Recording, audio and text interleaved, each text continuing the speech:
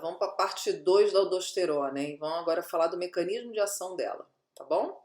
Então, comentei com vocês no vídeo anterior que a aldosterona é um hormônio produzido na suprarrenal, mais precisamente na zona glomerulosa do córtex da suprarrenal, né? Então, ele é produzido no córtex e é classificado como um mineralocorticoide, tá?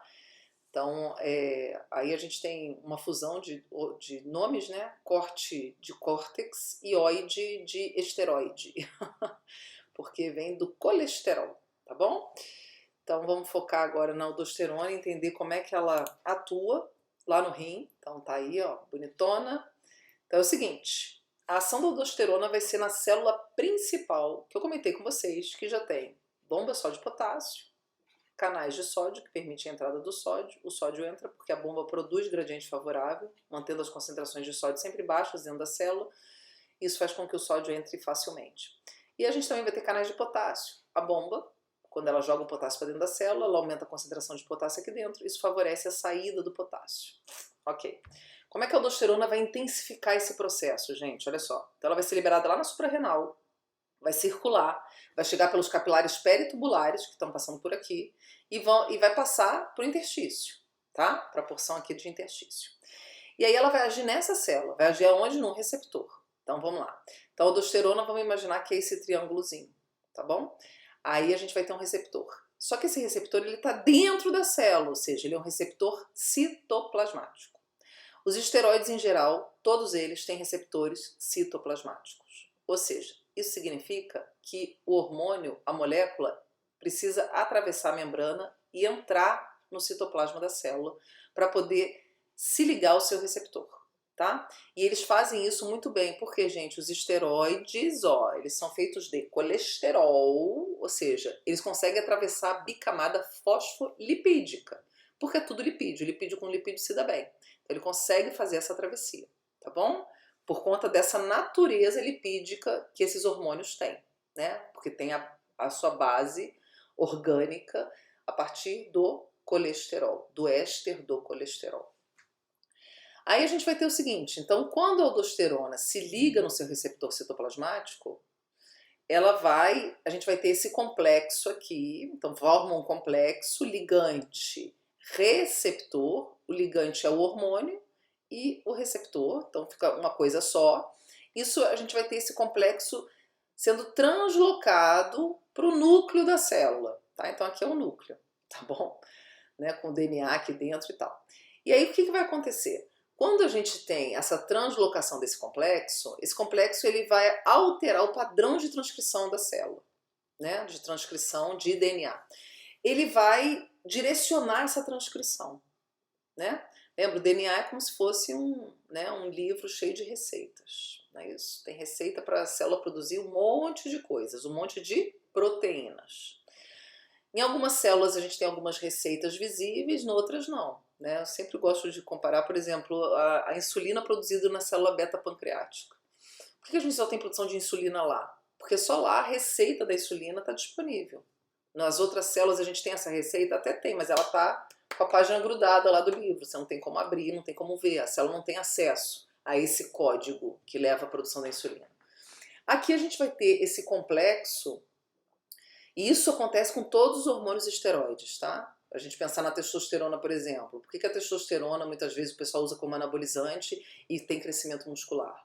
Porque ela intensifica a célula muscular a produzir mais proteínas de que tipo? Miofilamentos, actinas e miosinas. E assim aumenta os sarcômeros. E aí o tecido muscular aumenta, hipertrofia. Ok? Então a gente é um livro de receitas de proteína. Essa célula aqui, a gente não tem as bombas só de potássio, então ela sintetiza essa proteína, que é esse transportador. Então o que esse complexo vai fazer é sinalizar para a célula, a partir, aumentando o quê? A transcrição e tradução de proteína, bomba só de potássio. Então a célula ela vai ser incentivada, vamos dizer assim, a sintetizar mais bomba só de potássio. Tá? Vai formar mais RNA mensageiro, ou seja, que é aquela cópiazinha, né? Processo de transcrição, ou seja, transcrever, copiar, que forma uma fita de RNA só da sequência responsável, que diz como é que é a bomba só de potássio, né? E aí, a partir dessa transcrição, dessa formação do RNA mensageiro, a gente tem um ribossomo fazendo o que? A tradução. E isso a gente vai ter a formação, ele traduz, transforma linguagem de ácido nucleico em aminoácidos, né? E aí a gente tem a sequência de aminoácidos sendo feita a partir daquela sequência de ácidos nucleicos, da fita de RNA mensageiro. E aquela sequência determina, vai formar o quê? A bomba só de potássio, aquela sequência de aminoácidos. Então a gente vai ter esse complexo fazendo a célula sintetizar mais bomba só de potássio. Isso vai resultar em quê, gente? Maior gradiente para sódio entrar na célula, mais sódio entra. E maior gradiente para o potássio sair da célula, já que eu vou ter uma intensificação da saída do sódio e da entrada do potássio na célula. Ok? Então a gente intensifica esse processo. Bom, por que essa aldosterona ela vai ser liberada e vai fazer isso, né, nessas células? Isso vai acontecer principalmente quando a gente tem uma carência de sódio no organismo, né? Se estiver faltando sódio no organismo, a gente vai ter liberação de um hormônio lá do hipotálamo, lá da hipófise, desculpa, o ACTH, que também é liberado por conta do hormônio hipotalâmico. Então a gente vai ter aquele eixo hipotálamo, hipófise e adrenal.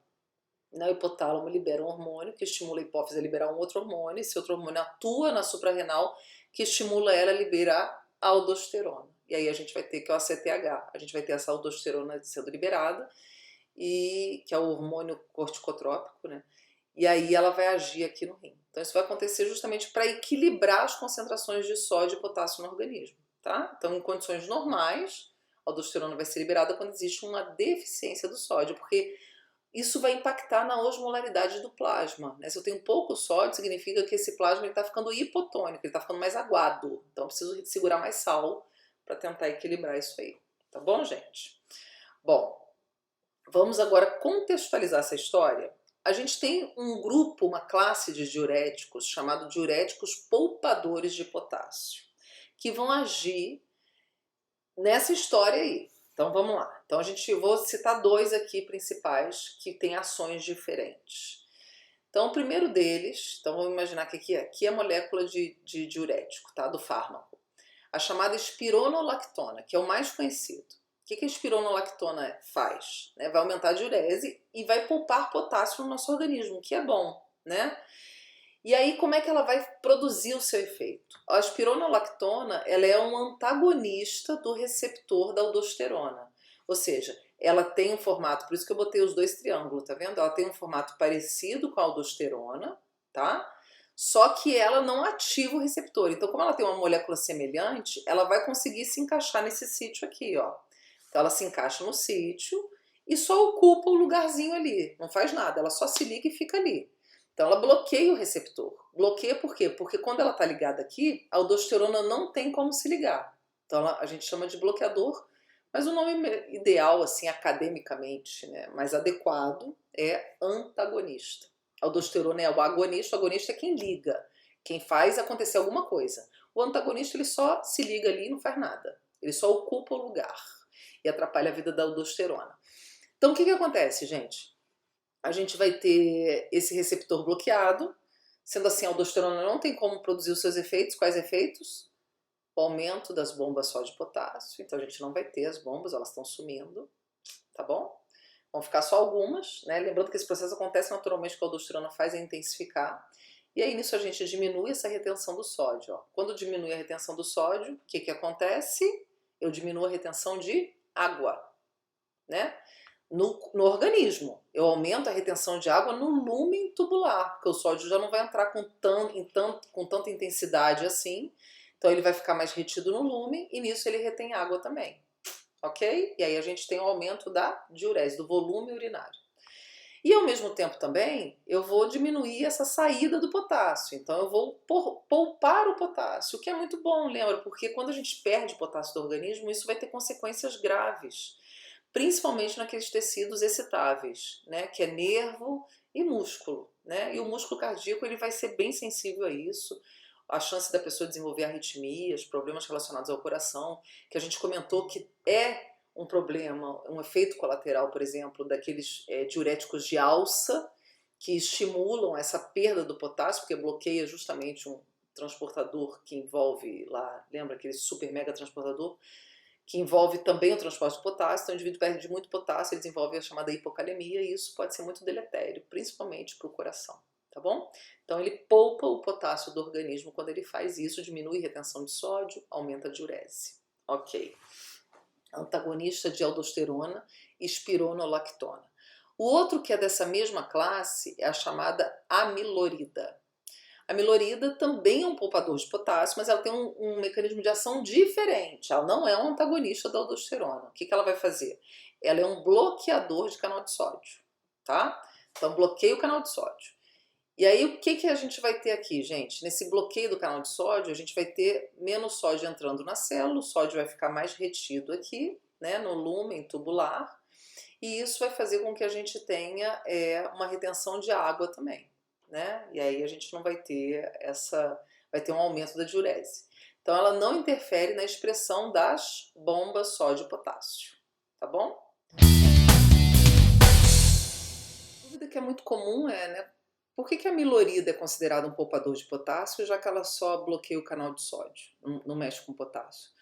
É o seguinte, na realidade o efeito dela vai ser indireto em cima da questão das bombas, né? A espironolactona, ela bloqueia a aldosterona e assim, bloqueia o receptor da aldosterona, e assim ela impede a produção, a síntese de mais bombas, a expressão de mais bombas. A amilorida, na verdade, quando ela impede a entrada do sódio na célula, ela vai diminuir a atividade das bombas indiretamente, tá? Então, se a bomba diminuir, se eu vou ter menos sódio entrando, a bomba vai trabalhar menos e, consequentemente, ela vai jogar menos potássio para dentro da célula e, assim, menos potássio vai sair da célula. Tá bom? Isso que explica o efeito poupador de potássio por esse diurético. Uma outra contextualização, considerando uma doença chamada hiperaldosteronismo. Hiperaldosteronismo, é quase um trava-língua, né? Que é uma situação que o indivíduo secreta uma quantidade de aldosterona maior do que o normal, né? Isso não é bom. Isso vai acontecer principalmente decorrente de tumores na região do córtex de suprarrenal, tá? Principalmente se for naquela porção da zona glomerulosa, que é aquela região mais próxima à cápsula, mais externa do córtex. E aí, se a gente tem uma formação tumoral, como está mostrando nesse desenho, essa coisa aqui, essa massa diferente, isso vai levar, principalmente se for um tumor benigno, onde as células são bem diferenciadas e tudo mais, a gente tem um aumento da produção de aldosterona, tá? Lembrando que tumores benignos, né, as células elas crescem em número e elas mantêm o seu padrão de diferenciação, ou seja, elas mantêm a sua função. Diferente, por exemplo, dos tumores malignos, que você muitas vezes tem um crescimento das células e uma ausência de diferenciação celular, então você não tem esse aumento de secreção. É sempre aquilo, né? Ah, mas é benigno, mas não quer dizer que é bom. O fato de ser benigno significa que ele não faz metástase. Ponto final. Mas se ele aumenta a secreção do hormônio, isso vai ser péssimo. Então essa é a principal causa de hiperaldosteronismo. E aí a gente vai ter o que, gente? O aumento dos efeitos da aldosterona, que é o que? Aumento da reabsorção de sódio, hipernatremia. Aumento da secreção de potássio, que é o que a aldosterona faz, não é? A gente vai ter hipocalemia, tá bom? E aí isso vai produzir sinais. Essa hipernatremia e hipocalemia vão produzir sinais no organismo. Então o que a gente vai ter? Principalmente os sinais do hiperaldosteronismo.